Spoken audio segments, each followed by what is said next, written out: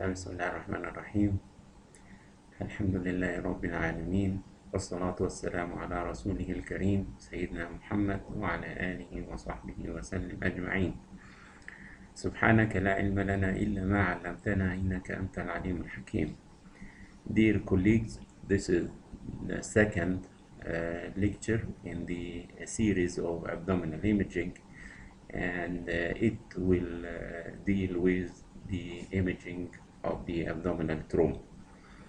And as you all know, this lecture will deal only with blunt abdominal trauma, and the penetrating injuries are not included here, since most of these injuries are usually handled urgent by surgery, and usually there is no time for imaging in most of the cases. But the commonly seen in the clinical practice is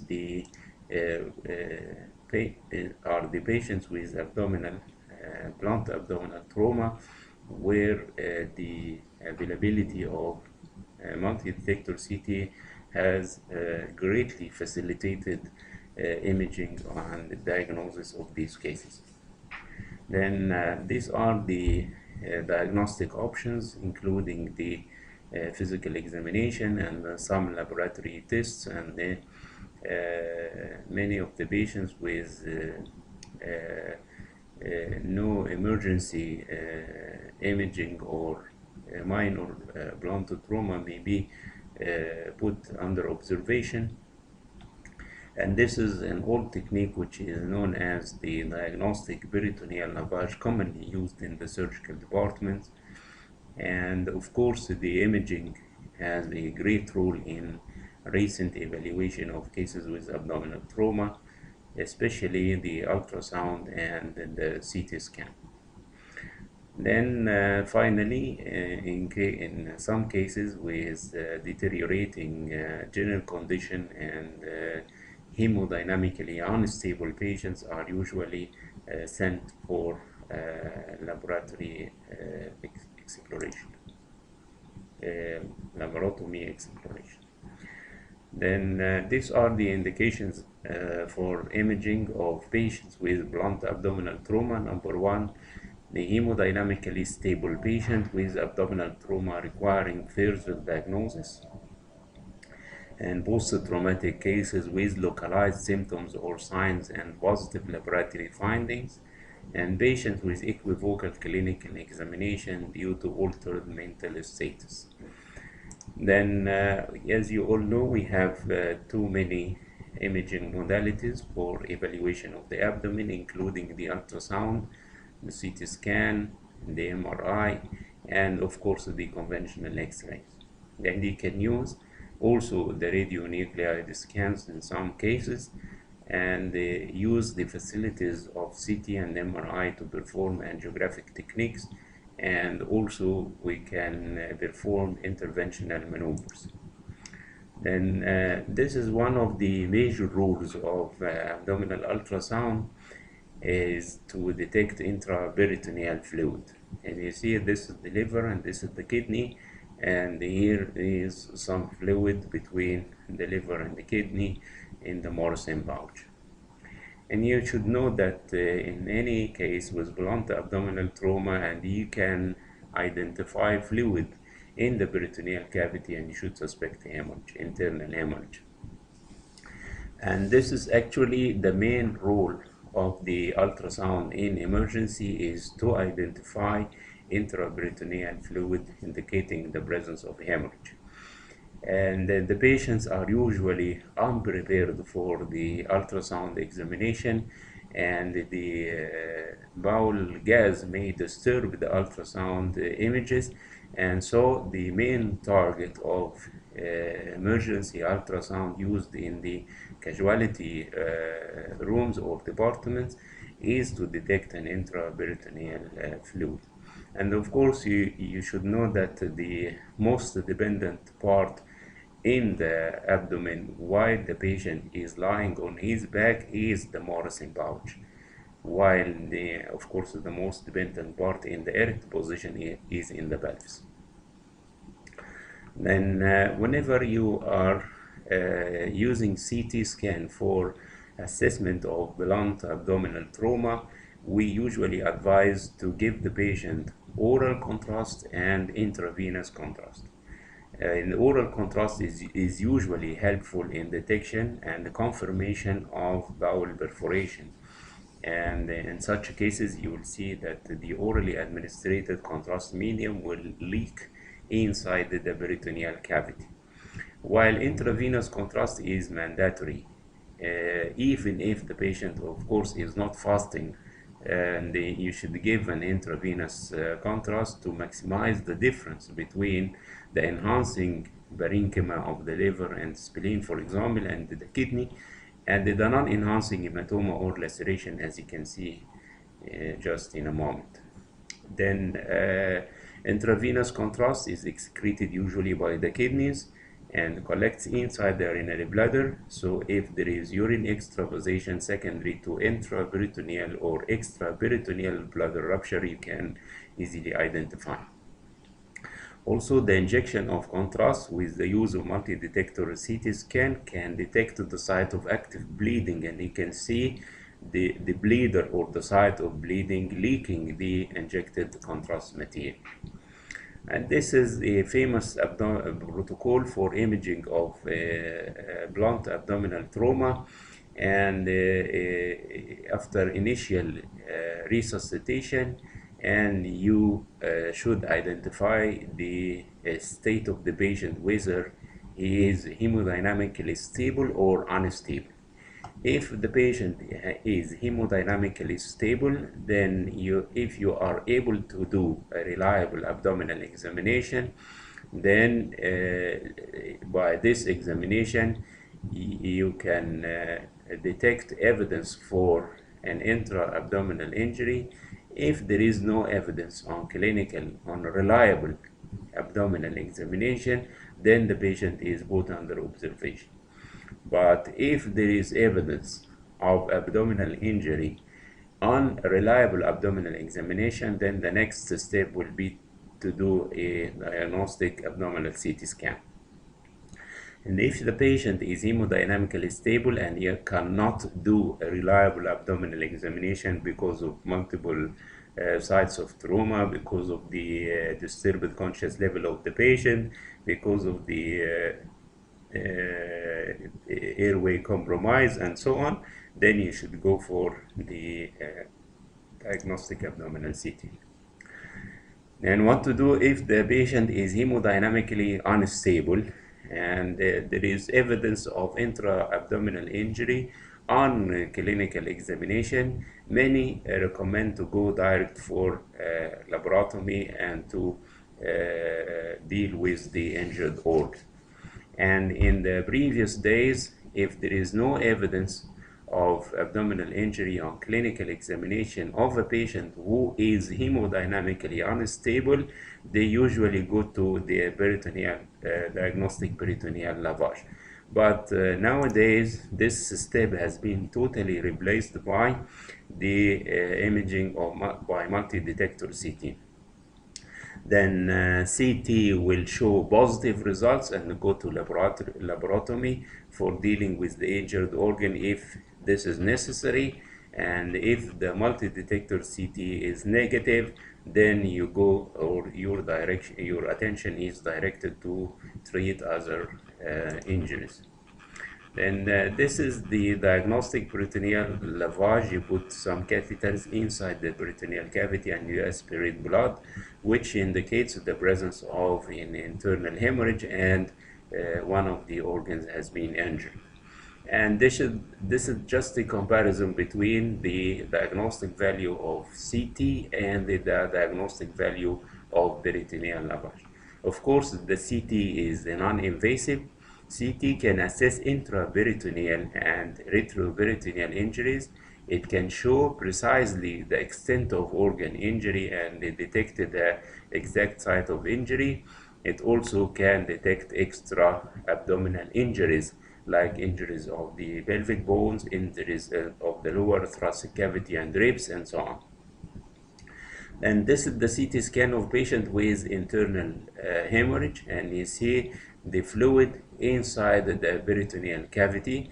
And if you look carefully here, and you can see what's known as hematocrit effect, the sedimentation of blood, which is relatively hyperdense, and the presence of fluid above the hyperdense blood in the dependent portion of the peritoneal cavity.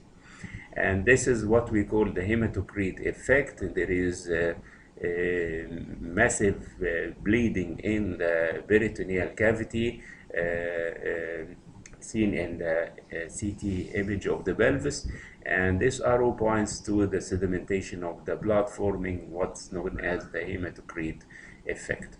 Then the CT visualization of blood in the peritoneal spaces corresponds with amounts more than half a liter, as you know, and the scan should include the pelvis because there may be a collection in the lower down in the pelvic cavity, of course.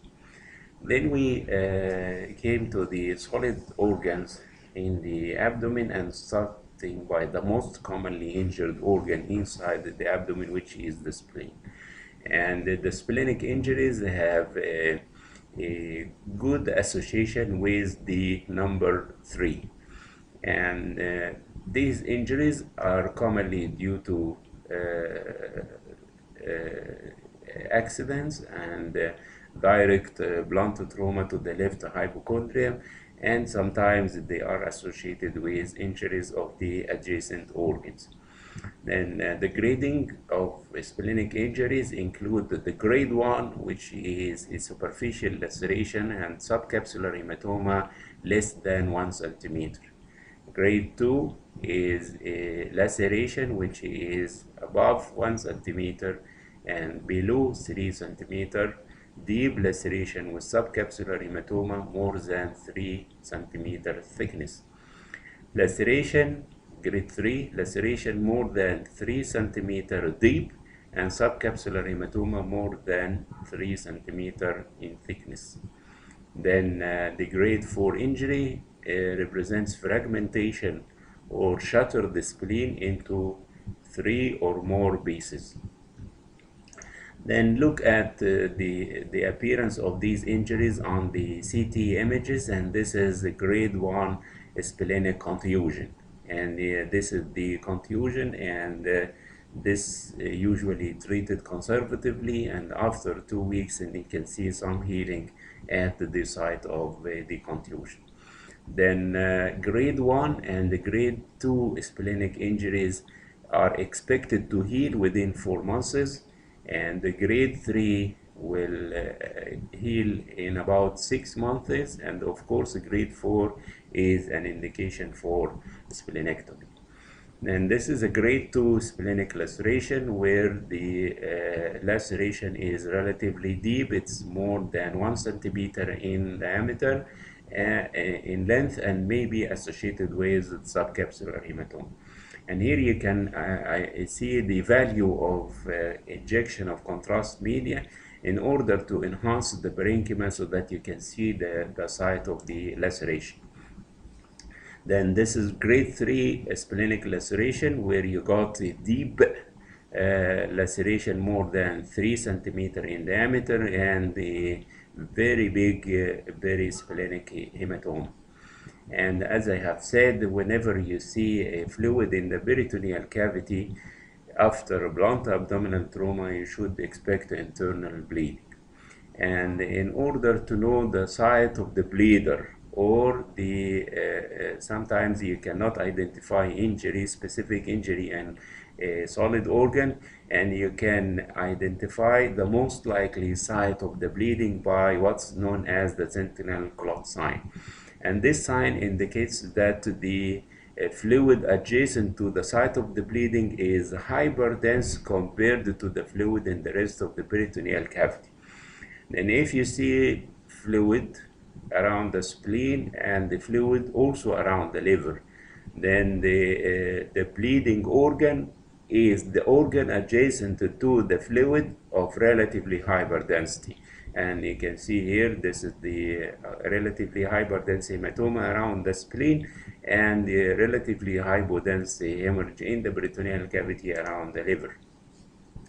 And this is grade 4 splenic injury, where the spleen is shattered into pieces, surrounded of course by extensive perisplenic hematoma. And as I have said, the multi-detector CT and dynamic injection of contrast can show the site of bleeding and can show extravasation of contrast from the site of bleeding in the injured organ. And this is a splenic injury with extensive perisplenic hematoma, and you can see the bleeder or the extravasation of a contrast from the site of bleeding. And this is also a case of splenic rupture with extensive intraperitoneal hemorrhage. Here, and you see the laceration of the posterior wall of the spleen, and you see extensive collection, hypodense collection within the peritoneal cavity as well as in the pelvis. And the sentinel clot sign can be easily appreciated here, where you identify the relatively hyperdense collection or hematoma adjacent to the site of injury, and the relatively hypodense bleeding in the rest of the peritoneal cavity. And this is also an example of a splenic laceration with sentinel clot sign, where you can see the hyperdense fluid which is adjacent to the bleeder, and the hypodense or relatively hypodense fluid which is adjacent to the liver. This is a splenic laceration with hemoperitoneum. And of course, the subcapsular hematoma can occur in the liver, in the spleen, and in the kidney without a clear evidence of laceration. And here you can see the splenic parenchyma is almost intact, and there is a big hematoma which is taking the confinement or the contour of the spleen, as you can see here. Then this is the subcapsular hematoma. This is the spleen, and you see an extensive subcapsular hematoma, and also blood within the peritoneal cavity, and the sentinel clot sign is very evident here. And you see the relatively hyperdense collection adjacent to the spleen. The hypodense collection is adjacent to the liver. Then hepatic injuries are almost graded like those of the spleen, and here you can appreciate the value of contrast injection. And this is the pre-contrast scan, so showing hemorrhage inside the liver parenchyma. And after injection of contrast in the same day, in the same time, you got hypodense appearance of the hematoma, because at that time you are comparing the density of hemorrhage by the density of the enhancing liver, which will show the hemorrhage as a hypodense area. But in the pre-contrast scan, the hemorrhage is relatively more denser than the non-enhanced liver parenchyma. And here is a fatty liver. You remember this is the liver which is relatively hypodense compared to the spleen after contrast enhancement, and there is a big laceration in the lateral segment of the left hepatic lobe, and you can see the hemorrhage inside the peritoneal cavity around the site of the laceration. And this is the female child with hepatic laceration and intraperitoneal hemorrhage. And you see here, this is the site of the laceration, and the laceration is relatively branching throughout the liver parenchyma, and you can easily appreciate this fluid in the lesser sac between the stomach and the pancreas. Then this is also a good example of hepatic lacerations, and you see extensive branching lacerations in the right lobe of the liver with no evidence of subcapsular hematoma. And also this is an example of grade 3 hepatic laceration, which is laceration more than 3 centimeters deep and may be associated with subcapsular hematoma of thickness more than 3 centimeters.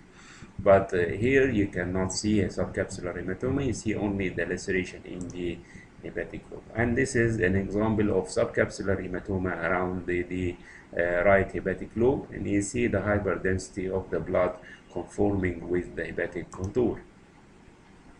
And this is the expected healing of the hepatic injuries, and a mild injury which is compromising less than 25% of one lobe is expected to heal within 3 months, while moderate injury, which represents about 25 to 50% of one lobe, may heal in about 6 months, with an incidence of about 80% of the cases.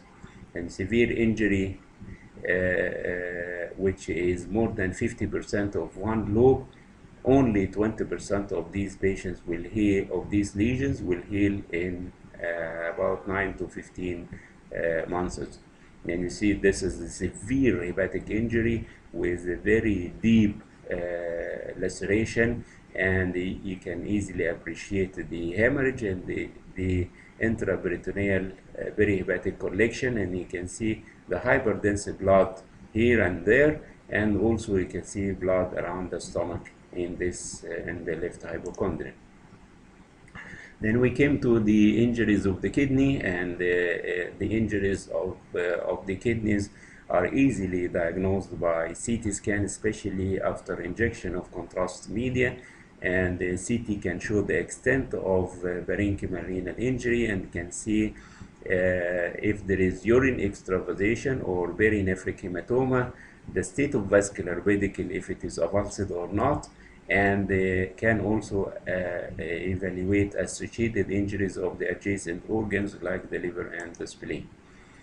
And this is an example of subcapsular hematoma in the kidney, and these are the possible renal injuries after a blunt abdominal trauma: subcapsular hematoma, perinephric hematoma, renal contusion, renal laceration, shattered kidney, and avulsion of the renal pedicle. And here are the classification of, or the grading of renal injuries, and the grade 1 may represent just a simple contusion of the renal parenchyma with some perinephric hematoma, and the grade 2 showing a laceration which is not reaching the pelvic ileal system with a larger perinephric hematoma, and the grade 3 will show a deep laceration reaching the pelvic ileal system with a more sizable hemorrhage, and the grade 4 means that there are multiple renal lacerations or the shattered kidney, and the grade 5 will represent avulsion of the renal vascular pedicle. And this is a huge subcapsular hematoma seen around along the left, the posterolateral aspect of the left kidney, and you can easily appreciate the hyperdensity of the blood here. And the subcapsular hematoma may result from CT-guided biopsies of the renal parenchyma or cases of lithotripsy, and the hematoma is of course present below the renal capsule, not outside the renal capsule, and is separated from the Gerota fascia by the perinephric fat. And this is the Gerota fascia, this faint line, and this is the fat, and this is the subcapsular hematoma. And the grade 1 injury represents just the parenchymal renal contusion, which will not show contrast enhancement. If this scan is obtained without contrast, you cannot appreciate the presence of this renal contusion. Then the grade 2 is laceration less than 1 centimeter and is not reaching the pelvic ileal system, and is associated with some perinephric hematoma, as you can see. And the grade 3 is a laceration extending into the collecting system, and a perinephric hematoma which is sizable, as you can see here. And this also grade 3, where you can see large hematoma without laceration, and this is the perinephric hematoma enclosed by or bordered by the Gerota fascia, and the hematoma is thick, as you can see. Then this is a grade 3 injury of the kidney with deep laceration reaching the collecting system and a sizable perinephric hematoma, and you can also appreciate the site of the bleeding. Grade 4 means laceration of the kidney or shattered the kidney, multiple parenchymal lacerations with a sizable perinephric hematoma, and these cases are usually treated surgically. Then avulsion of the renal vascular pedicle is an easy diagnosis by CT scan. Whenever you see that the kidney with avulsion of the vascular pedicle is not excreting the injected contrast material. And here you can see this kidney is good and the vascular pedicle is intact, showing good contrast excretion, and this kidney is not excreting the injected contrast. And in cases of abdominal trauma, you should suspect avulsion of the vascular pedicle. And this is also an example. You see the intact left kidney, and you see the right kidney which is not excreting contrast media, and this is the right renal artery which is avulsed here, and this was confirmed by this CT angiogram showing avulsion of the renal vascular pedicle on the right side. And this is the child who was subjected to trauma to the left side of the abdomen, followed by immediate hematuria. And the emergency CT scan performed without contrast media injection showed a swelling of the left kidney compared to that of the right kidney. And after injection of contrast, and you can see that there are fragments of the renal parenchyma which shows some contrast enhancement and a very big hematoma surrounding the kidney. Then using the reconstructive capabilities of the CT, multi-detector CT, you can appreciate the very deep laceration in the lower pole of the kidney and the excessive hematoma surrounding the kidney. Of course, you can obtain these images in color as you know. Then we came to the pancreatic injury, which of course the pancreas is not commonly injured, being a retroperitoneal structure protected from anterior and posterior, but when in cases of abdominal trauma you may get pancreatic fractures, and these fractures represent linear hypodensities within the enhanced pancreatic parenchyma, and is usually surrounded by low density fluid which represents a retroperitoneal hemorrhage.